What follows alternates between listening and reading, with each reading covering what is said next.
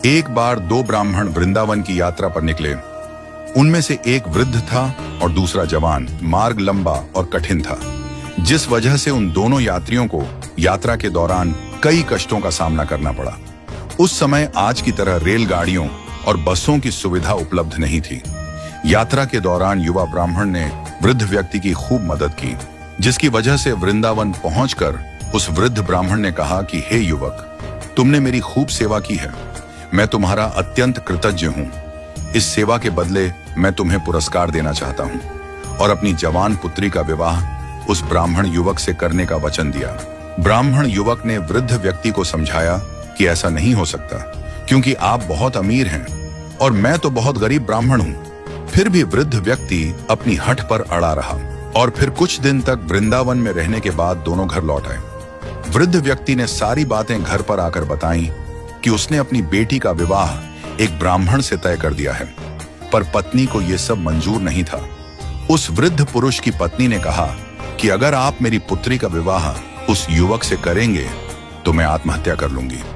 कुछ समय व्यतीत होने के बाद ब्राह्मण युवक को चिंता होने लगी कि वृद्ध अपने वचन को पूरा करेगा या नहीं। फिर ब्राह्मण युवक से रहा न गया और उसने वृद्ध ब्राह्मण के पास जाकर उसको अपना वचन याद करवाया। वो वृद्ध पुरुष मौन रहा और उसे डर था कि वो अपनी बेटी का विवाह इससे करवाता है तो उसकी पत्नी अपनी जान दे देगी। वृद्ध पुरुष ने कोई उत्तर नहीं दिया। तब ब्राह्मण युवक उसका दिया हुआ वचन याद करवाने लगा। तभी वृद्ध ब्राह्मण के बेटे ने उस ब्राह्मण युवक को यह कहकर घर से निकाल दिया कि तुम झूठ बोल रहे हो, तुम मेरे पिता को लूटने के लिए आए हो। फिर ब्राह्मण युवक ने कहा कि ये सारे वचन तुम्हारे पिताजी ने ठाकुर जी के सामने दिए थे।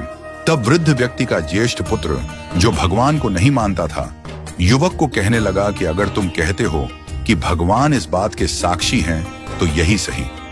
अगर भगवान प्रकट होकर ये साक्ष्य दें कि मेरे पिता ने वचन दिया है तो तुम मेरी बहन के साथ विवाह कर सकते हो। तब युवक ने कहा, हाँ, मुझे भगवान श्री कृष्ण पर पूरा विश्वास है कि भगवान श्री कृष्ण उसके लिए वृंदावन से जरूर आएंगे।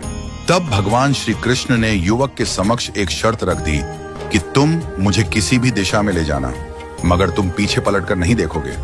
तुम सिर्फ मेरे नूपुरों की ध्वनि से ये जान सकोगे कि मैं तुम्हारे पीछे आ रहा हूँ। युवक ने उनकी बात मान ली और वो वृंदावन चल पड़े। जिस नगर में जाना था वहां पहुंचने के बाद युवक को नूपुरों की ध्वनि आनी बंद हो गई। युवक ने धैर्य न धरकर पीछे मुड़कर देख लिया। मूर्ति वहीं पर स्थिर खड़ी हुई थी। अब मूर्ति आगे नहीं चल सकती थी, क्योंकि युवक ने पीछे मुड़कर देख लिया था। वो युवक दौड़कर नगर पहुंचा।